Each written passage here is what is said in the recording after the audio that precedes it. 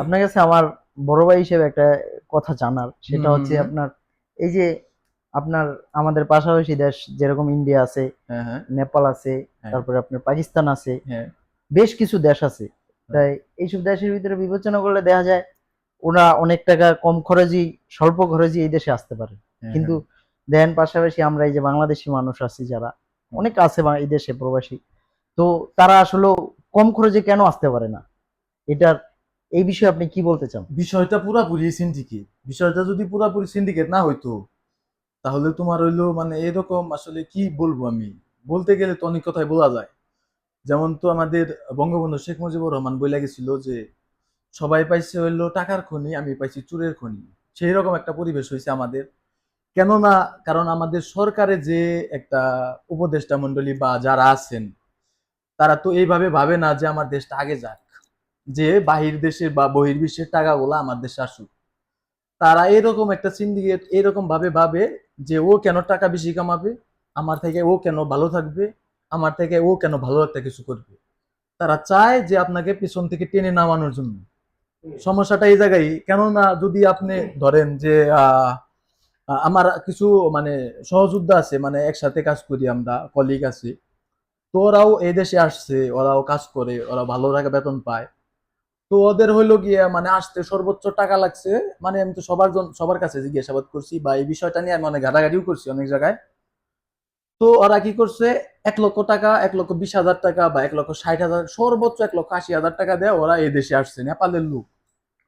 তো যেখানে নেপালের কারেন্সি আমাদের থেকে ডাউন, তো ওদের কারেন্সিটা আমাদের থেকে ম্যাক্সিমাম 20 টাকা, 15-20 টাকার মতো আপ ডাউন। তো ওরা কিভাবে এত স্বল্প খরচে যে আসে এই দেশে, যেটা আমাদের দেশের 1 লক্ষ টাকাও হয় না, সেই টাকায় কেমনে ওরা আসে? যে ওদের দেশের সরকার ওদেরকে সাপোর্ট দেয় এইভাবে যে তোরা এই দেশ থেকে যে কোনো দেশে যাবি স্বল্প খরচে টাকা পয়সা কামাইয়া আমার দেশে তুই ফিরে আসবি, আমার দেশ উন্নত হবে, স্টেবল হবে। তো সেই একই কাজটা আমাদের দেশের লোক বা আমাদের যারা গণ্যমান্য জঘন্য ব্যক্তি আছে, তারা এরকম করে চায় যে আমরা তাদেরকে, কেন ভালো থাকবে তারা, তারা কেন বৈদেশিক টাকা আচ্ছা, এনে ভালো চলবে, বাজার থেকে ভালো একটা মাছ কিনে এনে খাবে, ভালো একটা তরুতাজা সবজি আচ্ছা, কিনে এনে খাবে, যাক, মানে এইটা এভাবে ভাবে না। আচ্ছা, দ্বিতীয় কথা হলো মানে আমরা যদি ইউরোপের কোনো দেশে যাইতে চাই স্টুডেন্ট ভিসা বাদে, অথবা আমার দেশের অনেকেই যেতে চায়, বা এটা একটা স্বপ্ন, এটা আমাদের একটা স্বপ্ন যে আমরা ইউরোপে যাব, ভালো অর্থ কামাবো, পরিবার পরিজন সকলকে আমরা একটা ফিনান্সিয়াল সাপোর্ট দেব। তো সেই দিক থেকে হচ্ছে আমাদের যাইতে হয় নেপালে ভিসা এম্বাসির জন্য। কেন রে বাবা, ও দেশ তো আমাদের থেকে ভালো একটা দেশ না। যদি দেখতে অনেক সুন্দর ঠিক আছে, মানে কারেন্সিগত ভাবে আমরা তাদের থেকে এগিয়ে, আমরা তাদের থেকে জনবল বেশি, আমাদের ধরতে গেলে এক বিভাগে যতগুলা মানুষ আছে ওদের পুরো দেশে অতগুলা মানুষ। যদিও তাদের ট্যুরিজম দিক দিয়ে ভালো একটা অ্যামাউন্ট আসে তাদের দেশে, কিন্তু আমাদের আরেকটা সমস্যা হইলো আমাদের তো পরিবেশ ভালো না ভাই। আচ্ছা, ঠিক আছে, আপনি বলছেন সব ঠিক আছে, কিন্তু এখন 2 নম্বর প্রশ্ন হচ্ছে মানে প্রতারণা। আপনার নেপালের লোক আসে, ইন্ডিয়ার লোক আসে, তাদের কর্মস্থান ঠিক আছে, তারা যেটা বইলে আনে ওইটাই পায়, কিন্তু আমরা সেটা থেকে বঞ্চিত। আপনি কি এরকম বঞ্চিত আসলে ভাই? কি বলবো ভাইয়া, বলতে গেলে তো অনেক কথাই বলা যায়। এটা হইলো আপনার যে এরকম একটা যেরকম আসার পরে দেখা যায় কি 3 মাস 4 মাস কাম নাই, কোন কই আনছে কোম্পানির কোনো খবর নাই। মানে এই বিষয়গুলা আপনি কিছু বলেন যে আসলে আমাদের বাংলাদেশে যারা বর্তমানে, যেহেতু আমাদের বর্তমান সরকার ক্ষমতায় নাই, সে আসলে সাবেক প্রধানমন্ত্রী চলে গেছে, আসলে পরবর্তীতে যে আসবে বা আসতে চাইতেছে, হুম, মানে তাদের উদ্দেশ্য নিয়ে কিছু বলেন। এখন তারা তো আর আমার মতো করে ভাববে না ভাইয়া, আর অথবা মানে তাদের কাছে এত সময় নাই যে আমার মতো একটা সাধারণ মানুষের মতো করে সে ভাববে। যদি ভাবতো তাহলে বাংলাদেশ থেকে সর্বপ্রথম ক্ষমতা পাওয়ার পরে ডিক্লেয়ার দিত যে বাংলাদেশে যতগুলো অগোছালো কারেন্ট, ওয়াইফাই অথবা ডিশ লাইনের তার আছে, সবগুলো আমি অদৃশ্যমান চাই। আমি একটা তার, একটা রাস্তার পাশে অগোছালো না, কারেন্টের খাম্বা এগুলা দেখতে চাই না। এটা আর রাস্তার পাশে অন্তত 20 ফুট গভীর করে মানে পানি নিষ্কাশনের একটা ব্যবস্থা করতো। না, এটার জন্য অবশ্যই সময়ের দরকার আছে। যেহেতু আমাদের দেশ 1971 সালে স্বাধীন হওয়ার পর থেকে আপনার ডেভেলপ হওয়ার রাস্তা ছিল আপনার দুইটা, এক হচ্ছে প্রবাসী, আর একটা হচ্ছে আপনার এই শিল্প কারখানা। না না, তোমার কথা যে বলতেছো যে তুমি প্রবাসী প্রবাসী দিকটা তো আমরা প্রথমেই বলে আসলাম যে আমার দেশের লোক চাই না তুমি আমার থেকে ভালো থাকো। আর তুমি যে বললা প্রতারণা, এটাও সেম একই কারণ যে আমি চাই না তুমি আমার থেকে ভালো থাকো। আমার কাছে ভিসা আছে 5টা, আমি ভিসা পাসপোর্ট জমা নিয়ে রাখছি 10 জনের 10টা। মানে আমার থেকে ভালো কাস্টমার এই দুনিয়ার কেউ দিতে পারবো কিন্তু না। এইখানে মানে তাহলে যে একটা ফাফর, গ্রাম্য ভাষায় যেন আমরা ফাফর বলি, চাপাবাজ বলি, এই যে চাপার যে একটা প্রচলন, এই প্রচলনের কারণে আমাদের আজকে এই দশা। আচ্ছা তাহলে এখন এই যে এই দেশে আসার পরে, এই দেশে আসার পরে আপনার এখন যে প্রতারণা হয়, অন্য দেশের মানুষ প্রতারণা হয় না, আমরা কাজ পাই না, আমাদের কোম্পানি থাকে না, আমাদের ভিসা থাকে না, আমাদের কাজ করায় বেতন দেয় না, কিন্তু এখানে গাফুলতি কেন? এখানে তো আমাদেরকে দেখাশোনা করার জন্য আমি যতটুকু জানি কুয়ালালামপুরে এক বিশাল এম্বাসি তৈরি করে রাখছে, বাংলাদেশ এম্বাসি। ওটা প্রবাসীরা সবাই জানে এবং কি সবাই বুঝে যে ওখানে আছে, কিন্তু তারা কি এটার প্রতি কতটুকু নজরদারি আছে? মানে নজরদারি তো ভাই আসলে বলতে গেলে তোমার সরকারের আদৌ খেয়াল আছে কিনা ওইটা আমার সন্দেহ আছে। যে তার যে একটা কর্মী যে তারা নিয়োগ নিয়োগ করছে যে একটা এম্বাসিতে, যে মালয়েশিয়া দূতাবাসে অথবা বাংলাদেশে একটা এম্বাসি আছে, তারা কি এই বিষয়ে অবগত আছে কিনা তাতেই আমার সন্দেহ।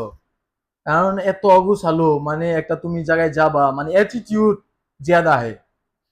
वो थोड़ा काम उतना नहीं है जितना हवा है उसमें। वो चिप्स जैसा हो गया, चिप्स तो थोड़ा अंदर में थोड़ा ये, लेकिन हवा थोड़ा ज्यादा এখন है। ऐसा আমার है, इसीलिए हम আমার लोगों का ऐसा गान मारा है এখন भाई, ভাই क्या আমরা যারা बोलेगा। আছি আমাদের কাছে ছোট্ট একটা দাবি, শুনতেছি 2026-এ নতুন কলিং এ মালয়েশিয়াতে লোক আনবো।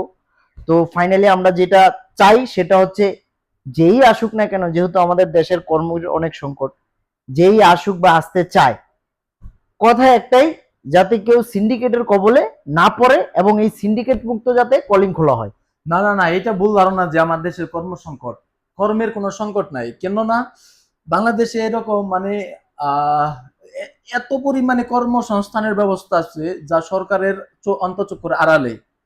কেননা আমরা এই দেশে এরকম মানে লাখো মানুষ আছে যারা আসি শুধু রাস্তা ঝাড়ু দেওয়ার জন্য বা ঘাস কাটার জন্য। তো ঘাস কি আমাদের দেশে হয় না? রাস্তা কি আমাদের দেশে নাই? তো আমাদের দেশে কি ডাস্টবিন নাই? তো আমাদের দেশে কি এরকম মার্কেট নাই যে কাজ করব, বা একটা আদমি একটা মানুষ যে কাজের যারা ব্যবস্থা হবো, এরকম কি কিছু নাই? অবশ্যই আছে, কিন্তু কি এই দেশে যেমন একটা বাধ্যতামূলক রাখছে, তোমার একটা দোকান থাকলে তোমার অন্য আরেকটা জন আদমি অন্য আরেকজনকে তোমার চাকরি দিতেই হবে। হুম তোমার যদি দোকান থাকে তা না হলে তোমার লাইসেন্স বাতিল, হুম তোমাকে দিতেই হবে। এরকম একটা বাধ্যতামূলক করে দেখ যে তোমার একা দোকান একা চালাতে পারবে না, তোমার আরেকটা লোকের সহায়তা না নিতেই হবে, সেটা বাধ্যতামূলক। এতে করে আরেকজনের পরিবারে তোরা আর্থিক যে একটা ঘাটতিটা পূরণ না, হয়ে গেল। সেটা অবশ্যই সময়ের পরিবর্তনে এক সময় হবে, যেহেতু অনেক এলোমেলো না না অনেক না না, অগোছালো হয়ে সময়ের আসছে। পরিবর্তনে কেন হবে? সময়ের পরিবর্তন কেন হবে? এখন কি সমস্যা? তুমি এখন করো। তবে এমনটাও বলতাছি না যে আগের সরকার করে না, এই সরকার কেন করবে। মানে এরকম মন কালাকালি থাকলে তো তোমার দেশ আগানো সম্ভব না ভাইয়া। মানে বিষয়টা সাধারণ ভাবে, মনে যদি কালিমা থাকে তাইলে তো সে মনে তোমার প্রেম জাগার কোনো সম্ভাবনা নেই। বুঝাইতে পারছি কি আমি বিষয়টা? তাহলে আমাদের অন্তরটাকে আগে ক্লিয়ার করতে হবে, তারপরে এই সমস্ত জিনিসে ফোকাস দিতে হবে। যে রেল পথের পাত তুলে নেওয়া যায় কেন, ওইখানে কি সরকারি লোক মানে এখন আমি দৃষ্টিভঙ্গিতে কি সরকারের আমি ওইখানে মানে মানুষজন আমার চাকরি দেওয়া দরকার না? এখন আমার যে দেখে রাখলো একটা লোক, লাখো লাখো রাস্তা, লাখো লাখো জায়গা যেখানে কোনো মানুষের পদচিহ্ন পর্যন্ত পড়ে নাই, কোনো সংস্কারের কোনো নাম গন্ধ নাই, এগুলো সরকারের নির্দিষ্ট লোক এই করুক, সরকারের লেখ। তারপরে একটা থানায় 10 জনের উপরে পুলিশই পাওয়া যায় না, 20 জনের উপরে পুলিশ পাওয়া যায় না। একটা থানায় কেন, প্রত্যেকটা মাথাপিছু মানুষ, মাথাপিছু প্রায় 100 মানুষের জন্য 10 জন করে পুলিশ রাখা দরকার, যাতে প্রতি 10 জন মানুষকে একটা করে পুলিশ কভার করতে পারে। কোথায় এ তো? তবে এটাও বলতে পারো যে ভাইয়া আমাদের দেশে তো টাকা পয়সা বা ফিনান্সিয়াল অবস্থা এত ভালো না। তবে এটাও ভুল ধারণা, কারণ আমাদের দেশে 172 মিলিয়ন মানুষ, 172 মিলিয়ন মানুষ যদি এই ধরো যে যত সিম কোম্পানি যত যা আছে এরা অটোমেটিক এসএমএস থেকে একটা করে কেটে নেয়।